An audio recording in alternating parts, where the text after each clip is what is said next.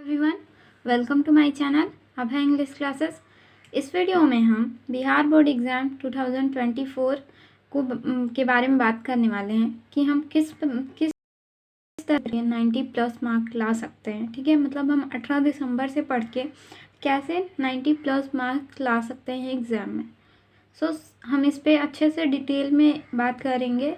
तो हमने टॉपिक्स बनाए हैं जिसको हम अच्छे से तैयारी करके हम अच्छे नंबर ला सकते हैं। ठीक है, सारे सब्जेक्ट्स में।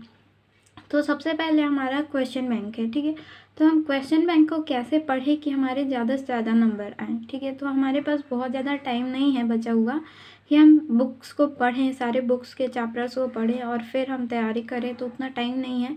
हमें अभी क्वेश्चन बैंक मॉडल पेपर को पढ़ के अभी हमारी तैयारी करनी पड़ेगी। ठीक है, तो क्वेश्चन बैंक को हम कैसे पढ़ सकते हैं। तो क्वेश्चन बैंक को हम ज़्यादा नहीं करेंगे, बल्कि हम सिर्फ 5 साल प्रीवियस 5 ईयर के क्वेश्चन जो होते हैं उन्हीं को प्रैक्टिस कर सकते हैं। ठीक है, और क्वेश्चन बैंक के जो क्वेश्चन होते हैं उनका जो सब्जेक्टिव पार्ट होता है उस पर ज़्यादा फोकस करेंगे क्वेश्चन बैंक में से। ठीक है, और उसमें से देखेंगे कि कौन सा क्वेश्चन बहुत ज़्यादा इम्पॉर्टेंट है और जो 1-2 साल में हर साल पूछा जाता है और हर बार पूछा जाता है हर साल में, और फिर या फिर जो पिछले साल जो पूछे गए हैं उनमें कौन सा इम्पॉर्टेंट क्वेश्चन है, या फिर जो 5 साल में जो भी इम्पॉर्टेंट क्वेश्चन है उन सबको हम एक नोट्स में लिख लेंगे अच्छे से। ठीक है, ताकि हमें बार बार हर साल का पेज पलट के देखना ना पड़े। ठीक है, सारे क्वेश्चन हमारे पास रहेंगे तो हम कभी भी उसको रिवाइज कर सकते हैं एग्ज़ाम के एक दिन पहले भी। और हर सब्जेक्ट का अलग अलग क्वेश्चन बैंक में से कुछ इंपॉर्टेंट क्वेश्चन छांट के उसका अलग अलग नोट्स बना लीजिए,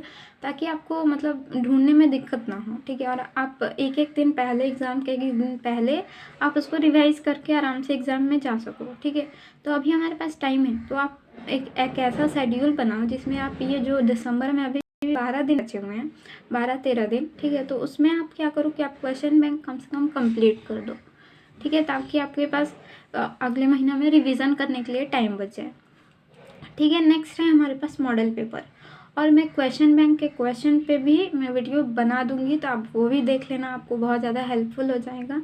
तो आप वो सारे क्वेश्चन देख लेना। मैं प्रीवियस ईयर के क्वेश्चन बैंक के इंग्लिश सब्जेक्ट का जो भी 5 साल के क्वेश्चन है उस सारे पे वीडियो बना दूंगी, तो आप वो देख लेना कि कैसे सॉल्व करें। और शॉर्ट जो आंसर होता है, शॉर्ट आंसर ब्रीफ में देना रहता है जिसका आंसर, उस पर भी मैं वीडियो बना दूंगी इंपॉर्टेंट क्वेश्चन छांट के। तो आप उसको याद कर लेंगे तो डेफिनेटली आपके सारे क्वेश्चन बन जाएंगे एग्ज़ाम में। नेक्स्ट है मॉडल पेपर। तो मॉडल पेपर को हम कैसे बनाएं ताकि हमें फुल मार्क्स मिले। ठीक है, तो हम क्या करेंगे, मॉडल पेपर से सिर्फ हम ऑब्जेक्टिव को प्रैक्टिस करेंगे। ठीक है, और सब्जेक्टिव हम क्वेश्चन बैंक से करेंगे। तो आप मॉडल पेपर को, जो इस साल का मॉडल पेपर है, आप उसको प्रैक्टिस करके फुल मार्क्स ला सकते हो ऑब्जेक्टिव क्वेश्चन में। ठीक है, और मैं ऑब्जेक्टिव क्वेश्चन पे भी वीडियो बना दूंगी, तो आप उसको भी देख सकते हो। ठीक है, और उस पर मतलब मैं जितने भी सेट रहेंगे, 5 सेट होते हैं, तो मैं उस पर वीडियो बना दूंगी, आप देख लेना, वो प्रैक्टिस कर लेना। आपको आंसर भी पता चल जाएंगे और आपको तुरंत याद भी हो जाएगा। ठीक है, जब आप वीडियो से देख के याद करते हो तो आपको जल्दी जल्दी याद हो जाता है। आप खुद से करते हो तो आप बहुत ज़्यादा डिस्ट्रैक्ट होते हो, उधर उधर आपका ध्यान जाता है, तो आपको याद नहीं होता है। ठीक है, तो मैं उस पर वीडियो बना दूंगी, और क्वेश्चन बैंक मतलब क्वेश्चन पेपर पे भी पिछले 5 साल के क्वेश्चन पेपर भी सॉल्व करके आपके उस पर वीडियो बना दूंगी, तो आप वो भी देख लेना। नेक्स्ट है सेल्फ स्टडी। आप खुद से, ठीक है, जो भी आपसे हो सकता है, जैसे कि क्वेश्चन बैंक पहले आप खुद से ट्राई करो, उसके बाद आप किसी वीडियो को देखो। ठीक है, या फिर आप वीडियो देख लियो तो ठीक है, देख लो और फिर आप खुद से उस चीज़ को प्रैक्टिस करने की कोशिश करो। ठीक है, अगर आपको हो जाता है तो बहुत अच्छी बात है। ठीक है, नहीं तो 2-3 बार आप देख के प्रैक्टिस कर सकते हो। नेक्स्ट है रिवाइज। ठीक है, रिवाइज करना आपके लिए सबसे ज़्यादा ज़रूरी है। अभी आपके पास टाइम नहीं है कि आप कुछ नया पढ़ो। ठीक है, तो आप जितना आपने पढ़ा है ना उसी को आप रिविज़न करो। ठीक है, तो हम इंग्लिश पे मतलब मेनली बात कर लेते हैं इंग्लिश सब्जेक्ट पे। ठीक है, तो इंग्लिश को हम मॉडल पेपर से प्रैक्टिस करेंगे, वीडियो मैं अपलोड कर दूंगी कुछ दिन में, तो आप उसको देख देख के प्रैक्टिस कर सकते हैं।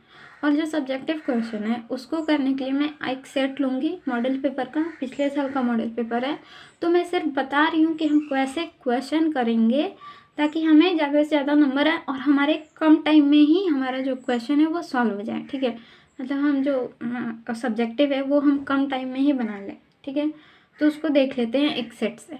ठीक है, तो हमें सबसे पहले ऑब्जेक्टिव क्वेश्चन मॉडल से ही प्रैक्टिस करना है और प्रीवियस ईयर क्वेश्चन प्रैक्टिस करने हैं। और सेट मैं अभी आपको समझा देती हूँ। है तो इसमें हम देख लेते हैं कि कैसे हम क्वेश्चन को करेंगे ताकि हमारे क्वेश्चन में फुल मार्क्स आएँ। ठीक है, तो ये ग्रुप बी है। ठीक है, तो ग्रुप ए में सिर्फ हमारा ऑब्जेक्टिव क्वेश्चन होगा और बी जो ग्रुप बी है उसमें डिस्क्रिप्टिव यानी सब्जेक्टिव क्वेश्चन होंगे। ठीक है, तो right an essay in about 150 to 200 words. ठीक है, तो हमें 150 से 200 वर्ड में ऐसे लिखना होता है फर्स्ट नंबर क्वेश्चन में, जो कि अधिकतर बच्चे नहीं कर पाते हैं। ठीक है, क्योंकि उनको लगता है कि 150-200 वर्ड बहुत ज़्यादा हैं और वे रट के आते हैं। ठीक है, वो लोग रट के आते हैं किसी भी ऐसे को, तो वो भूल जाते हैं, तो वो आधे पे ही छोड़ देते हैं या फिर कुछ लाइन को इधर उधर मिस्टेक कर देते हैं। ठीक है, और या फिर बहुत सारे बच्चे करते नहीं हैं क्योंकि उनको इंग्लिश आती ही नहीं है। तो सबसे पहले आप अपने वीकनेस जो है उसको पहचानो और उसको दूर करो। ठीक है, तो सबसे पहले आप ट्रांसलेशन सीख लो ताकि आपके लिए इससे इजी हो जाए। मतलब आप कुछ ट्रांसलेशन सीख लो, कम से कम बेसिक ट्रांसलेशन सीख लो, ताकि आप अगर कुछ भूल जाते हो तो आप उसको याद करके ट्रांसलेशन को, अगर आपके मन में कोई हिंदी वर्ड है, सेंटेंस है सॉरी, तो आप उसको ट्रांसलेट करके आराम से लिख सकते हो। मेरे टेंस की वीडियो अपलोडेड है तो आप वहाँ से भी देख सकते हो, और आप कमेंट करोगे तो मैं न्यू वीडियो बना दूँगी टेंस पे अच्छे से एक्सप्लेन करके। ठीक है, तो आप, और मैं ऐसे पे भी एक वीडियो बना दूँगी जिसमें आप ऐसे खुद से, मतलब मैं लिखूँगी खुद से। ठीक है, और उसको हिंदी में जैसे ट्रांसलेट कर करके बनाऊँगी कि इसका इंग्लिश कैसे हमने बनाया है। ठीक है, मतलब हिंदी में उसका मतलब क्या है और इंग्लिश में उसका मतलब क्या है। ठीक है, और कैसे किस वर्ड को क्या बोलते हैं उस पर अच्छे से एक्सप्लेन करके एक वीडियो बना दूँगी, तो आप वो वीडियो ज़रूर देख लेना, आपके लिए बहुत ज़्यादा हेल्पफुल रहेगी। नेक्स्ट है explain any of the flowing. ठीक है, ये क्या करना है, इसमें हमें कुछ लाइंस दी होंगी पोइट्री सेक्शन का। ठीक है, ये पोइट्री है तो इसमें से कुछ लाइंस दी होगी, किसी भी पोएम लाइन दी होगी, आप उसको पहचानना है कि किस चैप्टर का है। सबसे पहले तो आपको चैप्टर पहचानना पड़ेगा कि किस चैप्टर का, उसके बाद आपको इसको एक्सप्लेन भी करना पड़ेगा। जैसे कि हम ये बी नंबर देखते हैं, now the leaves are falling fast. ये जो है ये now the leaves are falling fast है। ठीक है, ये तो चैप्टर का ही है, हमें तो तुरंत पहचान में आ गया। तो हम ये लिखेंगे कि this line is taken from, मतलब now the leaves are falling fast chapter से। ठीक है, और इसके जो राइटर हैं, द राइटर वो मतलब this chapter is written by W.H. Auden. ठीक है, ये उसके राइटर हो गए। अब उसके बाद हम लिखेंगे the writer wants to explain through this line is, ये मतलब हम बताएंगे फिर कि हम इस लाइन से ऑथर क्या मतलब शो करना चाहते हैं, क्या हमने जो समरी में देखा था उसी में से हम कुछ 10 या 15 लाइंस मैं इस टाइप के क्वेश्चन को भी करा दूंगी, एक वीडियो इस पर भी बना दूंगी कि आपको इसको कैसे लिखना है। ठीक है, नेक्स्ट है 3 explain any of the flowing. ये सेम इसके जैसा है लेकिन ये पोएट्री का है, ये प्रोज का है। ठीक है, तो इसमें प्रोज के कुछ चैप्टर दिए होंगे तो उसमें हम करेंगे, इस पर भी मैं एक वीडियो बना दूंगी। नेक्स्ट है हमारा राइट अ लेटर। ठीक है, तो इसमें लेटर लिखना होता है रिक्वेस्टिंग टू योर, मतलब फादर के पास हमें एक लेटर, रिक्वेस्ट लेटर भेजना होता है जिसमें हम पैसे मांग रहे होते हैं बाईसाइकिल ख़रीदने के लिए या फिर बुक खरीदने के लिए। ठीक है, तो हम उनसे पैसे मांग सकते, ये हर साल लगभग पूछा जाता है। ठीक है, हर साल यहाँ पे बाईसाइकिल की जगह बुक हो सकता है या फिर कुछ और चीज़ों के लिए पैसे मांगनी, ये हर साल होता है। तो मैं एक लेटर पे भी वीडियो बनाऊंगी जिसमें आप इजीली समझ जाएंगे। ठीक है, और अगर आपको बुक के लिए भी पैसे मांग रहा हो या फिर किसी चीज़ के लिए भी, तो आप उसको उस लेटर को थोड़ा बहुत चेंज करके आप सेम लेटर लिख दोगे, थोड़ा बहुत चेंज करके, तो आपके फुल मार्क्स मिल जाएंगे। ठीक है, और लेटर में ऐसा ही किया जाता है कि थोड़े बहुत चेंजेस लाके उस लेटर को चेंज कर दिया जाता है। और आप ये भी लिख सकते हो प्रिंसिपल के पास लेटर लिखने के लिए, तो ये इस पर भी मैं एक वीडियो बना दूंगी, इसमें भी कुछ चेंजेस करके आप हर टाइप के लेटर लिख सकते हो। नेक्स्ट है हमारा क्वेश्चन आंसर। इसे तो आपको याद करना ही पड़ेगा। ठीक है, क्वेश्चन आंसर तो हमें याद करना ही पड़ेगा। ठीक है, क्योंकि ये इसके पे कोई ट्रिक नहीं है। ठीक है, इस पर हम कोई ट्रिक नहीं बैठा सकते हैं कि कैसे इस क्वेश्चन को ईजिली कर लें वगैरह वगैरह, तो हम इसमें आराम से याद करेंगे। ठीक है, मतलब उसका हिंदी मतलब अगर हम समझ जाते हैं, उस क्वेश्चन के मतलब हिंदी समझ जाते हैं, उसके बाद आंसर को हम पढ़ लेते हैं, अगर अच्छे से हमें इंग्लिश आती है, उसका हिंदी समझ में आता है, तब तो हमारे लिए ईजी है। लेकिन अगर हमें हिंदी उसका मतलब नहीं समझ में आता है तो हमें उसको रटना ही पड़ेगा, ठीक है।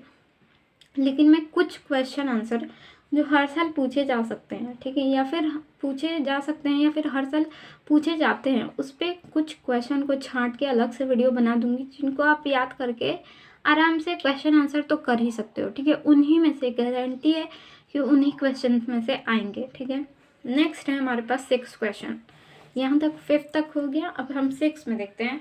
तो 6 में टोटल जो होते हैं 5 सेक्शन होते हैं, मतलब ABCDE, जिसमें से आपको कोई भी 3 बनाने होते हैं, मतलब ABC बनाओ या फिर ABD बनाओ या फिर कोई भी 3, ठीक है।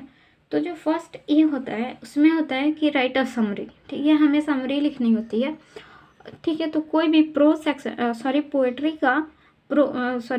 का क्या होता है, समरी होता है, ठीक है। तो आप पोएट्री में कोई भी समरी लिख सकते हो, ठीक है। और समरी जो होता है वो मतलब 1-2 चैप्टर ऐसे हैं जिनको आप 2 या 3 चैप्टर का समरी याद कर लेते हो, तो आपको मतलब समरी रटने की सारे सब्जेक्ट की मतलब चैप्टर्स की याद ज़रूरत नहीं है, ठीक है।